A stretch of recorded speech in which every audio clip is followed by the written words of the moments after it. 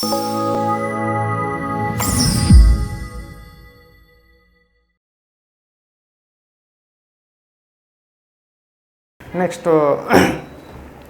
రోజా ఏం మాట్లాడింది అన్న రోజా?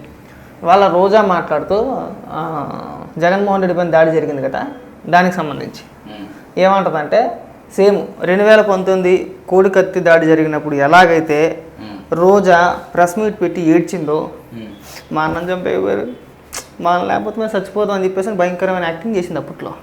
ఈరోజు కూడా మళ్ళీ సేమ్ స్క్రిప్ట్ 2019లో ఏదైతే మాట్లాడిందో ఇవాళ కూడా అదే మాట్లాడింది.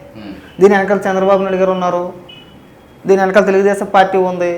ఇప్పుడు రోజాకి నిజంగా సిగ్గు సెరవు లాంటిది ఏదైనా ఉంటే వీళ్ళు అధికారంలోకి రాగానే అన్న నీ మీద కోడికత్తి దాడి జరిగింది, ఆ రోజున మేము బాధపడ్డాము, కళ్ళ నీళ్ళు తెచ్చుకున్నాం, మేము మీడియా ముఖంగా కంటతడి పెట్టాము, నీకోసం పెట్టాము, ఇవాళ మన చేతిలో అధికారం ఉంది, మనకు అవకాశం ఉంది, ఆ కోడికత్తి కేసులో నిందితులు ఎవరో తేల్చు, నిజంగా చంద్రబాబు నాయుడు గారి పాత్ర ఉంటే కనుక తీసుకెళ్ళి అదే కేసులో లోపల పడే, వేరే వేరే ఏ కేసులు వద్దబ్బా, అవినీతి అని అదేని పుస్తకాలు వేశారు కదా, ఏం వద్దు, కోడికత్తి వెనకాతల చంద్రబాబు నాయుడు గారు ఉందని చెప్పి ఆరోపణ చేశారు కదా, ఆ ఒక్క కేసు చాలు.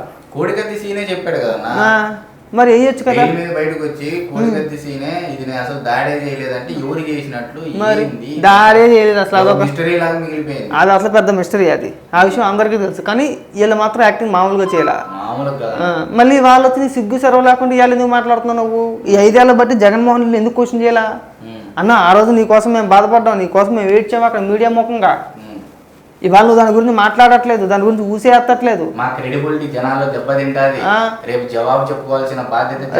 రేపు పొద్దున్న మేము ఏం మాట్లాడినా కానీ 10 మంది మమ్మల్ని ఎలా క్వశ్చన్ చేస్తారో, ఆ రోజు అడిగిందని తర్వాత ఎందుకు అడగలని చెప్పి మమ్మల్ని తిడతారు అని చెప్పేసి అడిగి విచారణ చేయించుకొని విచారణకి వెళ్ళలేదు, మళ్ళీ దానికి కూడా పిటిషన్ వేసాడు. లోతైన విచారణ జరపండి, సమగ్ర విచారణ జరపండి, నేను ఇప్పుడు రాలేను అని చెప్పి లాగు. చివరికి ఏమైంది? ఇప్పుడు ఎన్ఐఏ కోర్టు ఏం చెప్పింది? ఏం చెప్పింది?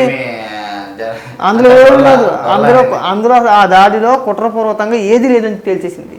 మరి వెళ్ళి సమాధానం చెప్తే అయిపోతుంది కదా, కోర్టుకి ఎందుకు వెళ్ళాలి నువ్వు? అసలు ఇవన్నీ సమాధానాలు చెప్పరు, ఏదన్నా చిన్న దొరికితే సరిపోద్ది, రోడ్డు మీద పడిపోయి గోల గోల గోల గోల.